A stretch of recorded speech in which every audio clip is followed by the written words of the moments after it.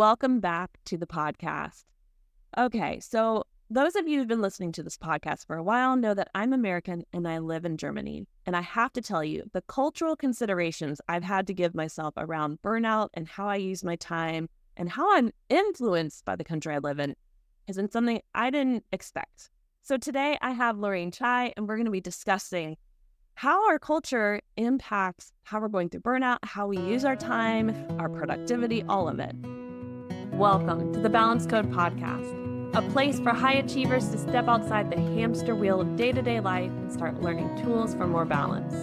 I'm your host, Katie Russler, and I will be guiding you on this journey of discovering your balance code. So, Lorraine, thank you so much for being here. And I'm excited to have this discussion so that we can start to open our minds to what is actually other factors impacting how we go towards burnout that we're not even considering. So thank you for being here.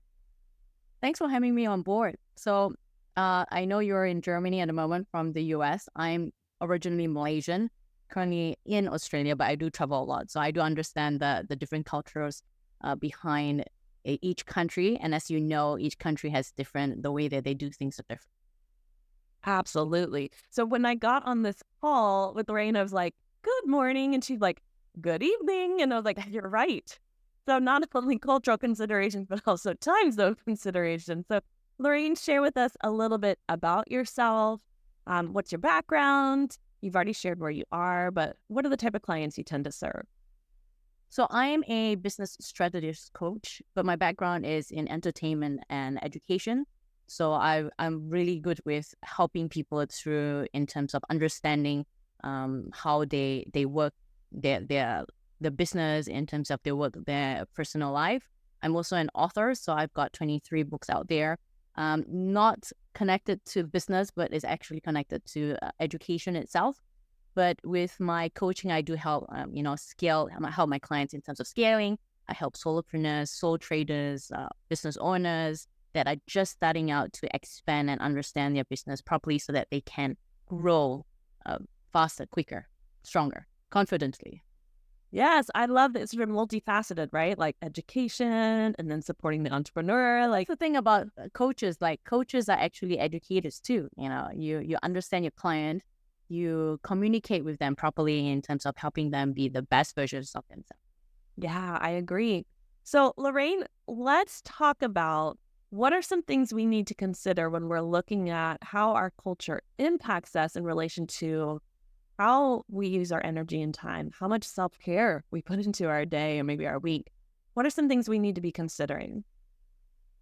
A lot of things. So the story is when I moved to Australia, fair enough, I spoke English in Malaysia, but the thing was culturally, I had to recognize and understand the accent of the country.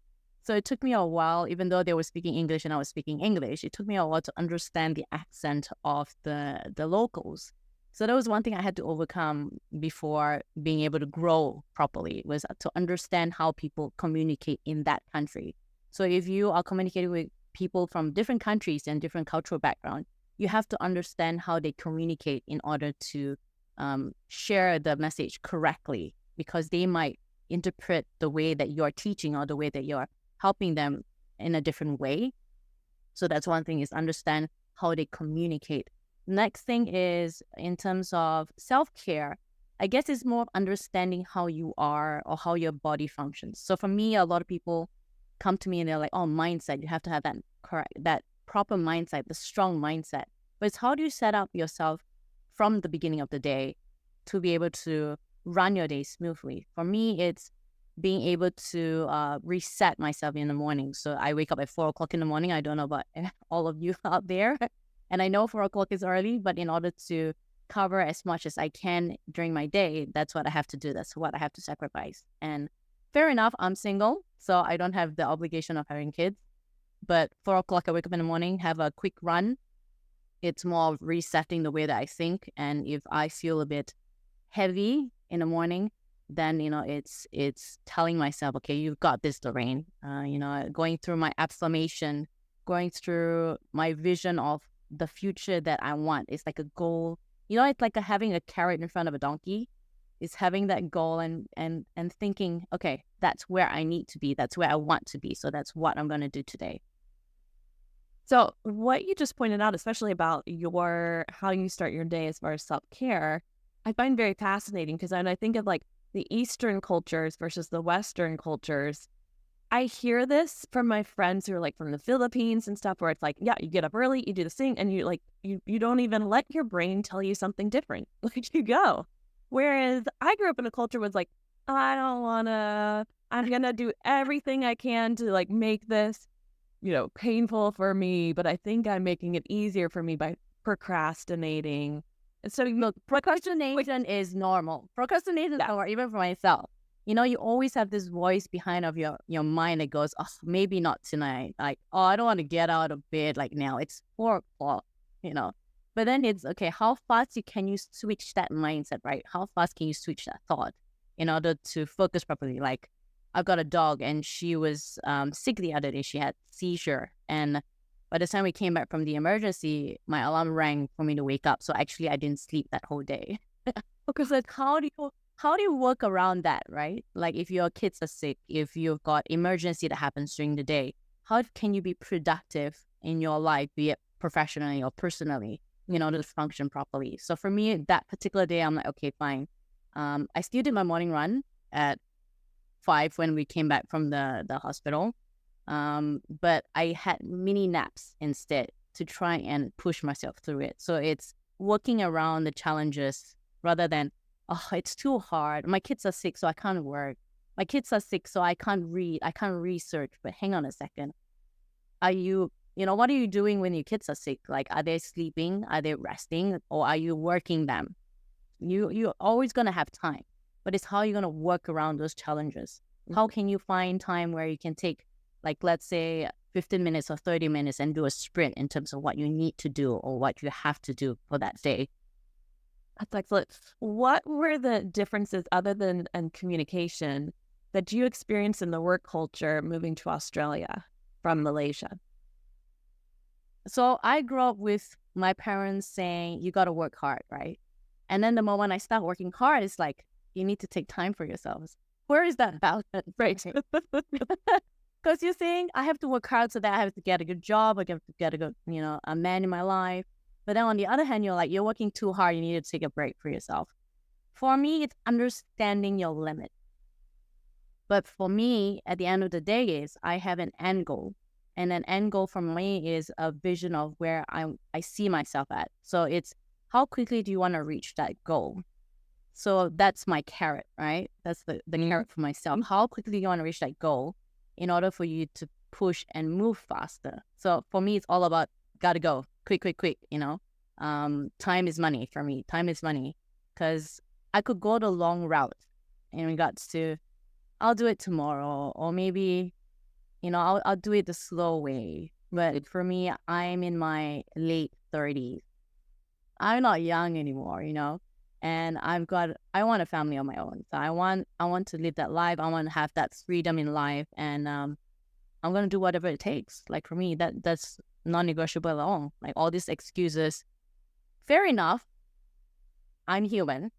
So I'm going to have days where, okay, I'm just going to be lazy just for one day. It's like, when you're very disciplined in terms of your diet, and then suddenly you're like, okay, I'm going to have one cheat day. I'm going to have chocolate all day on junk food all day, right? So I'm going to have those cheat days where I'm like, okay, fine, I've worked really hard. I'm going to have one day where I do nothing. I laze on the couch and watched, series, dramas, probably not dramas, but TV all day or something.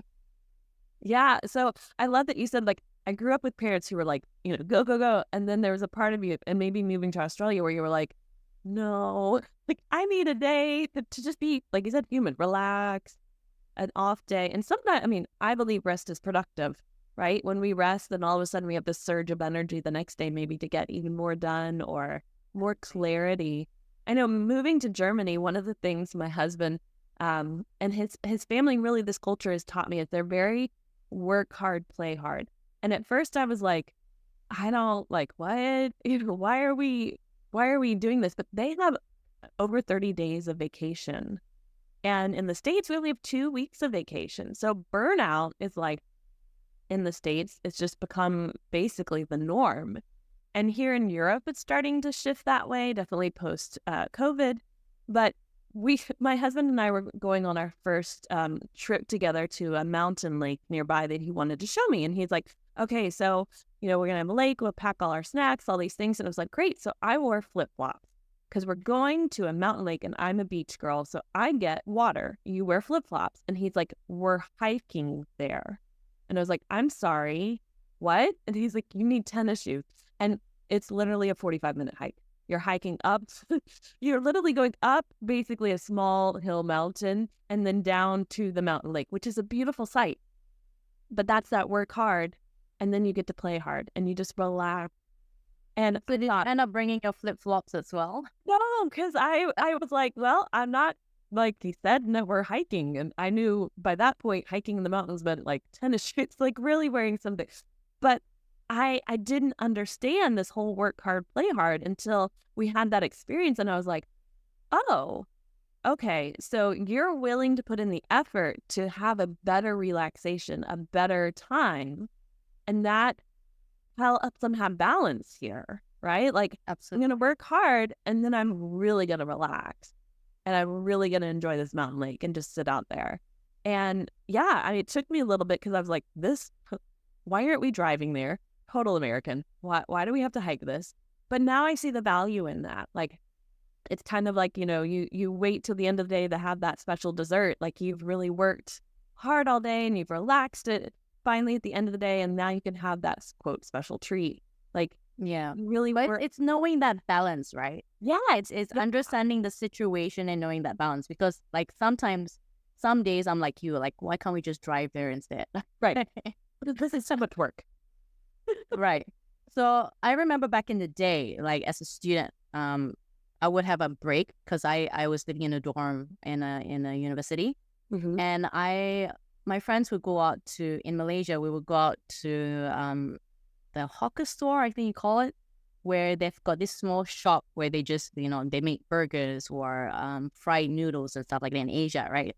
So at 11 o'clock p.m., they'll be like, oh, let's hang out. Because Malaysia, we've got a one meal system where you eat the moment you wake up in the morning and the last meal is before you go to bed. So that's how Malaysia is.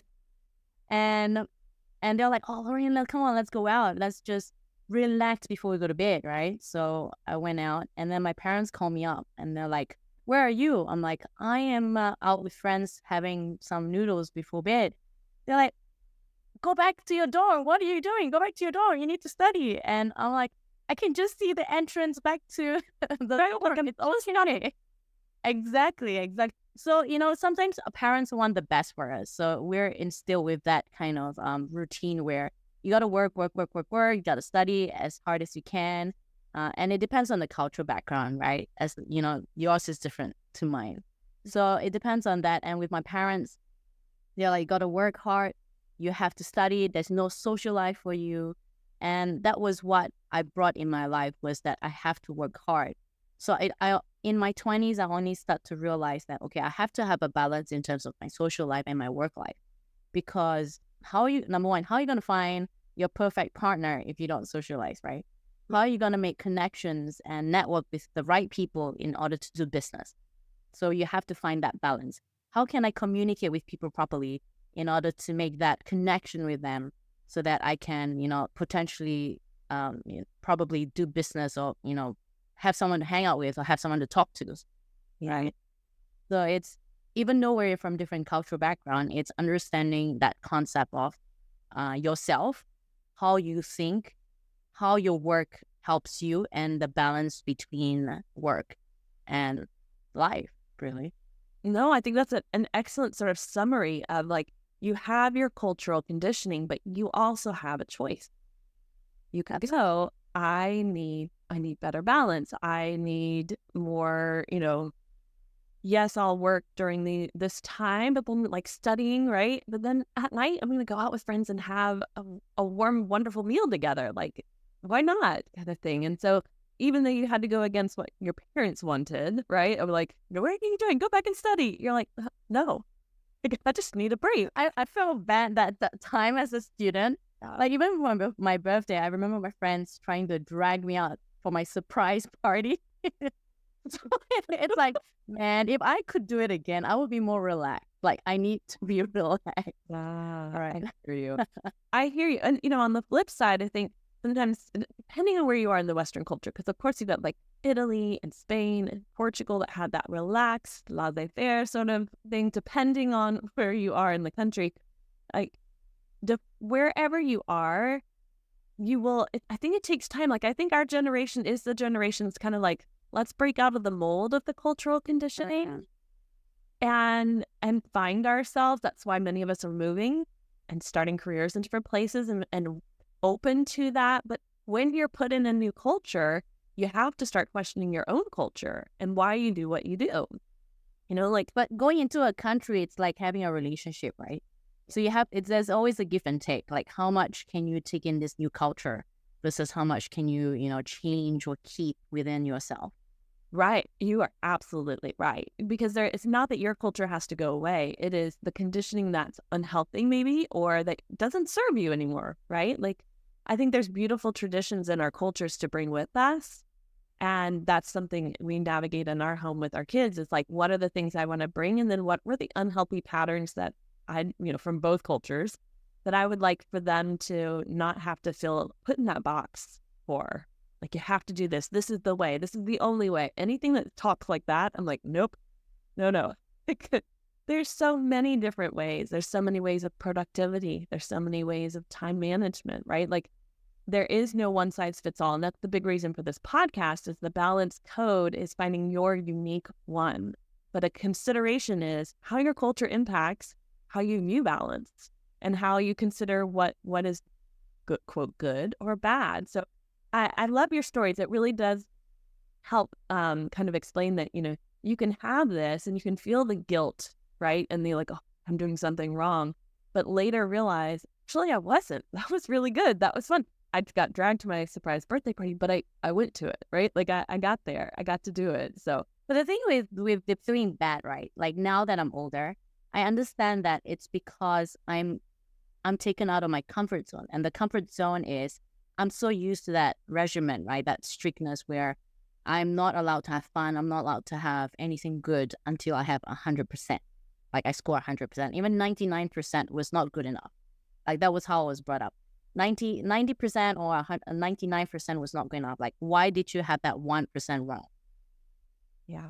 Like, what could you have done better? And then, then you can be happy once you get to that 100%. Yeah. So in a flip side, it's good and it's also bad. So it's good because then it pushes you to become better and better. But it's bad if you don't understand it, where you bring yourself down and you're depressed and you're hard on yourself, that you're not gentle with yourself and it stresses you out. You start losing hair and all this bad conditioning starts to happen, right?